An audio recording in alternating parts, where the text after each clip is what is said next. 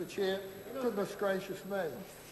Education is one of the keystone policies of this government, and that is the best that the Labor Party can offer in return. If ever a speech in this House shattered forever the self-delusion that Labor Party members operate under, that somehow that is the party of education, then that speech did it. That speech, combined with the estimates, the budget of 211, put together with the budget of 210 and the budget of 29, should end once and for all the self-delusion of members opposite that somehow they are the party of education, because they are not. And there is one figure in that budget that must not be overlooked. $12.2 billion. A record. A massive $4.4 billion increase since the government took office. Repeat those figures. Repeat after me, Miss Maloney. $12.2 billion. $12.2 billion. An increase of $4.4 billion. Now let's, Mr Chairman, take a moment to examine to its logical conclusion what the opposition spokesperson on education is saying about early childhood education.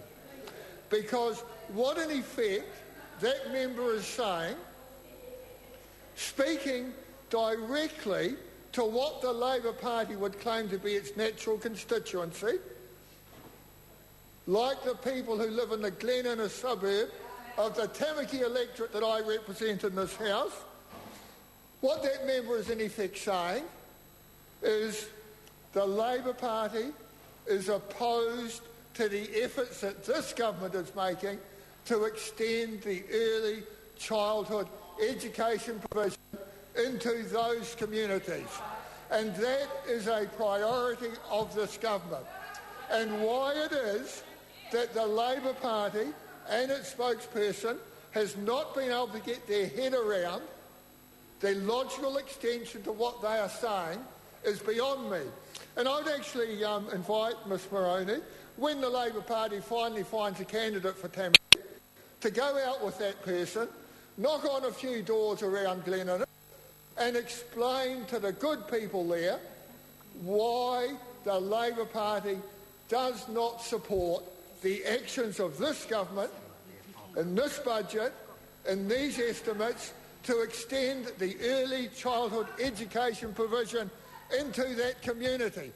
Because the natural consequence of the arguments that the spokesperson opposite is putting up is to deny that expansion.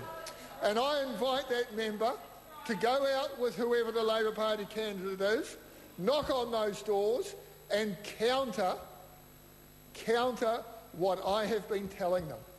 About the expansion of ECE in their community. I want to take a few moments now, Mr Chairman, to refer to the schooling sector, and in particular to some of the innovations and the expansion of programs that are occurring. You know, an extra $621 million over the next 4 years. $118.1 million for school operational funding. $77.9 million for role growth. And remember, Mr Chair, that this is at a time of fiscal constraint. This is at a time of fiscal constraint. But such is the importance that this government places on education, such is the importance that this government places on education, that spending is not only being maintained, it is being increased. $66.5 million over 4 years for the Youth Guarantee. 5 new trade academies on top of the 8 existing ones. A further 4 to open next year. 4,000 places by 2014. And one might be forgiven, Mr Chair, for reflecting on the neglect of trade education when that party was in government. I call Catherine Delahunty. Thank you, Mr.